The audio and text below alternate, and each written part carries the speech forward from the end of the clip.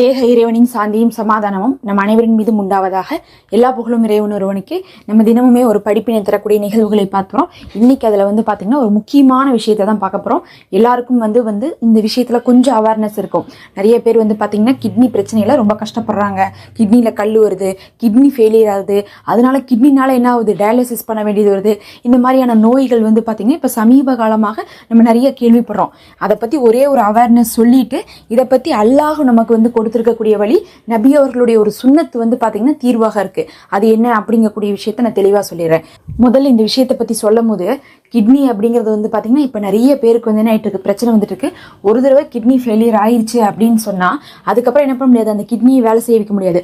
மாத்திரை மருந்துலாம் கொடுத்து உடனே என்ன பண்ணும், வேற கிட்னி தான் மாற்றணும். அப்படி கிட்னி மாற்றும் போது என்ன ஆகும்னு சொல்லி பார்த்தீங்கன்னா, ஈஸியாலாம் யாருக்கும் கிட்னிலாம் கிடைச்சிடாது. டோனர் கிடைக்கிறக்கே 10 வருஷம் ஆகும்.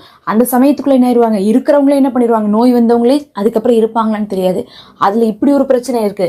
ஒரு கிட்னிக்கு பதில் 2 கிட்னியும் ஒரே நேரத்தில் ஃபெயில் ஆயிடுச்சுன்னா என்ன பண்ண வேண்டியது இருக்குன்னா, உடனடியாக என்ன பண்ணணும், நம்ம ட்ரீட்மெண்ட் கொடுக்க வேண்டியது இருக்கும். ஆனால் உடனடியாலாம் யாருமே நம்ம கிட்னிலாம் கொடுக்க மாட்டாங்க. காசே கொடுத்தாலும் கிட்னி கிடைக்காது.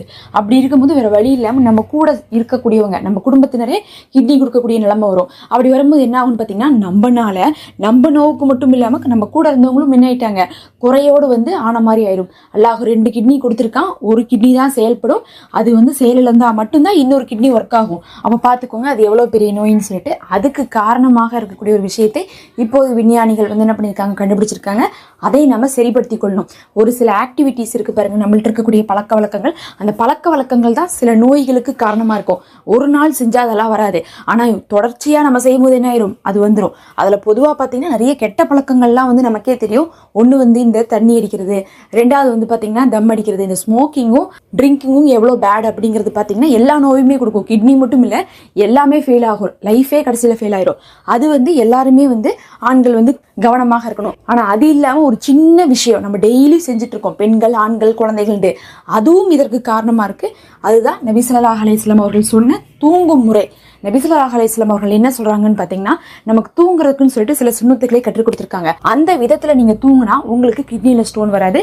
அதே நீங்க அந்த விதத்துல தூங்காம, தூங்குறது தானே, நம்ம இஷ்டத்துக்கு தூங்கலாம். தூங்கும் போது கூடவா இப்படிலாம் பண்ணணும் அப்படிலாம் பண்ணணும்னு சொல்லிட்டு நாம தூங்கணும்னா என்ன ஆகுதுன்னு பாத்தீங்கன்னா, அதுவே கிட்னில கல் வரதுக்கு, அதுவே கிட்னில பிரச்சனை வரதுக்கு காரணமாயிருது. இதுல முதல் விஷயம் என்னன்னு சொல்லிட்டு பாத்தீங்கன்னா, குப்புறப்படுத்து தூங்குவது. நபி ஸல்லல்லாஹு அலைஹி வஸல்லம் அவர்கள் சொல்றாங்க, குப்புறப்படுத்து வயிற்றின் மேல தூங்குறத என்ன பண்றது இல்ல, அல்லாஹ் விரும்புறதுல, அதை நீங்க செய்யாதீங்க.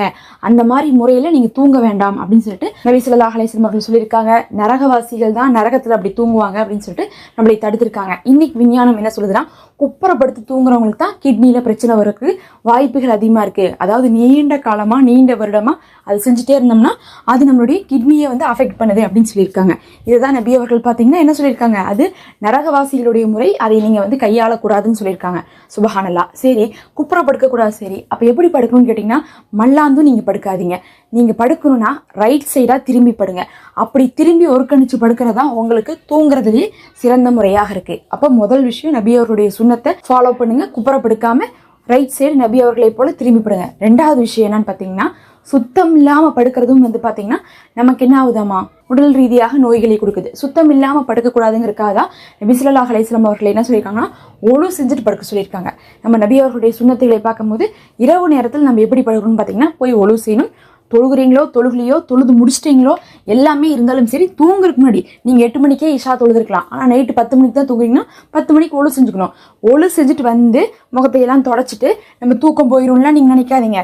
2 நாளைக்கு அதை செஞ்சு பாருங்க. 3ஆவது நாள் ஒழு செஞ்சுட்டு படுத்தாதான் உங்களுக்கு தூக்கமே வரும். நிறைய பேர் பாத்தீங்கன்னா நைட்டு குளிச்சுட்டு படுக்கக்கூடிய பழக்கம் இருக்குது. நமக்கு பாத்தீங்கன்னா அது இல்லாம இருக்கலாம், ஆனா மற்ற இடத்துல எல்லாம் இது இருக்குதுங்கும் போது குடிக்கிறனால, தண்ணி படுறதுனால எல்லாம் தூக்கம் போகவே போகாது. அது ஆரம்பத்துல கொஞ்சம் பழகிறதுக்காக ஒரு 2-3 நாள் உங்களுக்கு கஷ்டம் இருந்தாலும் அது உங்களுக்கு பாத்தீங்கன்னா ஈஸியா ஆட்டோமேட்டிக்கா வந்துடும். அதனால என்ன பண்ணுங்க, ஒழு செஞ்சுட்டு தான் படுக்கணும். ஒழு செஞ்சுட்டு உட்காருங்க. உட்கார்ந்து என்ன பண்ணுவாங்க, நபி ஸல்லல்லாஹு அலைஹி வஸல்லம் அவர்கள் ஓத வேண்டியதெல்லாம் ஓதுவாங்க. என்ன ஓதுவாங்க, தூங்கும் போது ஓதுந்துவா ஓதுவாங்க. அதுக்கப்புறம் 3 குல் சூராசியும் ஓதுவாங்க. ஓதி கையில ஊதி உடம்புல தடவுவாங்க. தடவிட்டு என்ன பண்ணுவாங்க, ஆயத்துல் குர்சியை ஓதிட்டு படுப்பாங்க. அப்படி படுக்கும்போது ரைட் சைடாக படுப்பாங்க. இதை படுக்கிறதுக்கெல்லாம் முன்னாடி என்ன பண்ணுவாங்கன்னா தலகாணி, பெட்ஷீட்டு, அங்கே இருக்கக்கூடிய எல்லாமே அந்த பெட் ஸ்ப்ரெட்டு எல்லாத்தையுமே உதறிட்டு தான் அவங்க படுப்பாங்க. ஆனால் நாம் இப்போ என்ன பண்ணிட்டு இருக்கோம்னா கட்டலில் படுக்கிறோம். கட்டலில் படுத்தா எப்படி உதறோம்? பெருசாக ஒன்றும் உதறதில்ல. கட்டல் மேலே இருக்கக்கூடிய பெட் மேலே என்ன பண்ணிடுறோம்? படுத்துறோம். எல்லாரும் வீட்லேயும் இப்போலாம் என்ன ஆயிருதுன்னா பெட் ரொம்ப மொத்தமாக அகலமாக இருக்கிறதுனால அது மேலே பெட் ஸ்ப்ரெட் போட்டோம்னா வாரத்துக்கு ஒரு தடவை எடுத்து வந்து அது உதறதே வந்து அதிசயமாயிருச்சு. ஆனால் நபி அவர்கள்லாம் டெய்லி உதறுவாங்க. ஏன்னா படுத்தா அதில் நம்மளுடைய டெட் செல்ஸ்லாம் உதிரும். அதனால வந்து ஒரு நாள் உதிர்ன டெட் செல்ஸ்னால் வேற ஒன்றும் இல்லை, நம்ம உடம்புல இருக்கக்கூடிய இந்த செல்ஸ்லாம் இருக்கு பாருங்க, அது வந்து ஒவ்வொரு நாளும் செத்து உதிரும். எப்படி முடி வந்து எப்படி இருந்தாலும் டெய்லி ஒரு 10 முடியாவது நம்ம கொட்டிடுமோ அந்த மாதிரி அது உதிரும். அந்த உதிர்றதை நம்ம என்ன பண்ணுவோம்? தட்டி விட்டுறணும் கீழே. அது கண்ணுக்கு தெரியாது, ஆனால் அதுலேயே உட்காரோம் படுக்கிறோங்கும் போது நமக்கு நோயை கொடுக்கும். அதனால படுக்கும் போது என்ன பண்ணும்? படுக்கக்கூடிய இடத்த வந்து சுத்தம் பண்ணும். தூங்கி எந்திரிச்சாலும் அந்த படுத்த இடத்த என்ன பண்ணும்? நீங்க சுத்தம் பண்ணி வச்சிடணும். பெட்டுங்கிறனால நம்ம சுத்தம் பண்ணி வச்சிடணும்னு சொல்றோம். பாய் தலகாணியா இருந்தா நம்ம என்ன பண்ணலாம்? உதறியே வைக்கலாம், தட்டியே வைக்கலாம். அது ரொம்ப சேஃபா இருக்கும். நபி அவர்களுடைய சுன்னத்தை உயிர்ப்பியுங்க. உடல் ரீதியாக இன்னும் சொல்ல போனா கிட்னிக்கும் உங்களுக்கு நல்லது. அடுத்த ஒரு பயனுள்ள காணொலியோட நம்ம உங்களை சந்திக்கலாம். மறக்காம சப்ஸ்கிரைப் பண்ணி இந்த வீடியோக்கு ஒரு லைக் கொடுத்து ஹைப் பண்ணிக்கோங்க. ஹைப் பண்ணீங்கன்னா மற்றவங்களுக்கு இது காட்டும், அந்த நன்மை உங்களுக்கு வந்து சேரும். அஸ்ஸலாமு அலைக்கும்.